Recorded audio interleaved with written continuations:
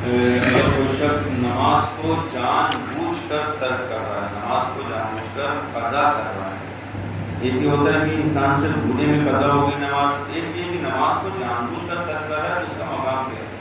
اب آپ ذرا تصور کریں کہ حدیث میں وہ بیان کروں پہلے آپ کو کہ نماز پڑھتا ہے، لیکن امام نے فرمایا کہ اگر کوئی شخص وقت پر نماز نہ پڑھے اور اس میں ٹال مٹول کرے اور انسان تک کہ آخری وقت آ جائے تو اس کو میری شفاعت نہیں مل سکتی۔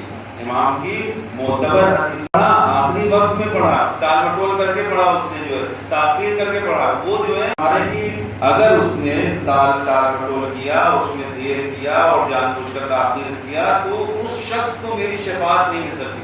اب آپ اس حدیث سے اندازہ لگائیں اس شخص کی اہمیت کہ جس نے جان بوجھ کر نماز ہی چھوڑ دیا ہو، جب اس کو شفاعت نہیں نصیب ہوگی تو اس کا کیا حال ہوگا؟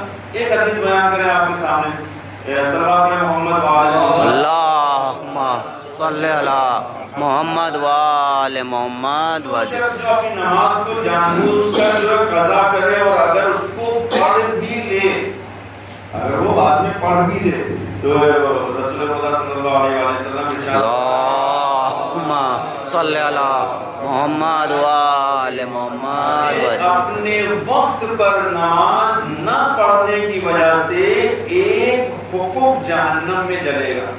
حقوق کی مقدار 80 سال کی ہوتی ہے، 80 سال یہاں کا نہیں، وہاں کا 80 سال، کہاں کا؟ آخر کا 80 سال۔ ایک برس 360 دن کا ہوتا ہے اور قیامت کا ایک دن 1000 سال کے برابر۔ اب آپ ذرا اس سے جو کیلکولیٹ کریں کہ کتنے سال کی اس کو سزا ہوگی۔ 80 سال کی آخرت کی سزا ہوگی، آخرت کا ایک سال ایک دن 1000 سال کے برابر۔ اتنی سزا ایک نماز کو ترک کرنے پر، وہ بھی ایک جان بوجھ کر نماز کو چھوڑ رہا ہے۔ تو لہٰذا انسان کو کوشش یہ کرنا چاہیے کہ ہم نماز کو ترک نہ کریں، وقت پر پڑھیں، پڑھ رہے ہیں تو ڈسپلن کے ساتھ پڑھیں، اس کو وقت کے اندر پڑھنے کی کوشش کریں۔ نماز کے لیے سارے کام کو چھوڑا جا سکتا ہے، کاموں کے لیے نماز کو چھوڑا نہیں جا سکتا۔ ہم اپنے کاموں کو تھوڑا سا روکیں اور اس کو جو ہے بریک دیں تاکہ ہم پہلے نماز کو اہمیت دیں۔ جو چیز جس کو زیادہ انسان اہمیت دیتی ہے قیامت کے دن وہ اس کے ساتھ ہوگی۔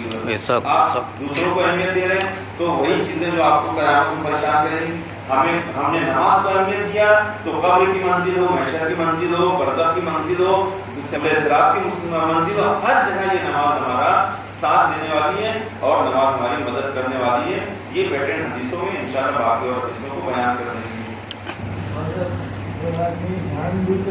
گے۔ جان بوجھ کر اگر انسان نماز کو ترک کر رہا ہے، اس کی تو اتنی چیزیں میں نے بیان کی آپ کو، لیکن اویلیبل ہے کہ وہ جماعت سے نماز پڑھ سکتا ہے بغیر کسی پرابلم کے، نہ اس کو امام جماعت سے کوئی شکایت ہے نہ ہی اس کو کوئی اور شکایت ہے۔ بعض اوقات یہ ہوتا ہے کہ ہو سکتا ہے مجھے جو ہے کیا نام ہے کوئی اور پرابلم ہو، میں نماز جو پڑھا رہا ہوں اس کو عادل نہیں سمجھ رہا ہوں، لیکن پھر بھی شریعت کا حکم ہے کہ آپ اگر عادل نہیں سمجھ رہے ہیں، آپ کی نظر میں معتبر نہیں ہے، آپ کی شکل رکوع نہیں ہے، تو بھی آپ اپنی نماز کو کیا نام ہے جماعت کے ساتھ پڑھیے، بھلے سے آپ فرادہ کی نیت کریں، آپ اس کو جماعت کو ترک نہیں کریں، جماعتی کے ساتھ پڑھیے، بھلے سے آپ اپنی فرادہ کی نیت کریں، جماعت کے ساتھ پڑھیے، لیکن اتنی زیادہ اہمیت ہے۔ لیکن اگر انسان جان بوجھ کر اس کو کرے تو بہرحال وہ گنہگار ہے اور اس کو اس کا جواب دینا ہوگا کس وجہ سے اس نے اس کو ترک کیا ہے۔ خدا عالم سے دعا ہے کہ ہم سب کو زیادہ سے زیادہ توفیق عطا فرمائے اور بہتر طریقے سے عبادتوں کو ہم لوگ انجام دے سکیں جو اس کا صحیح ہے۔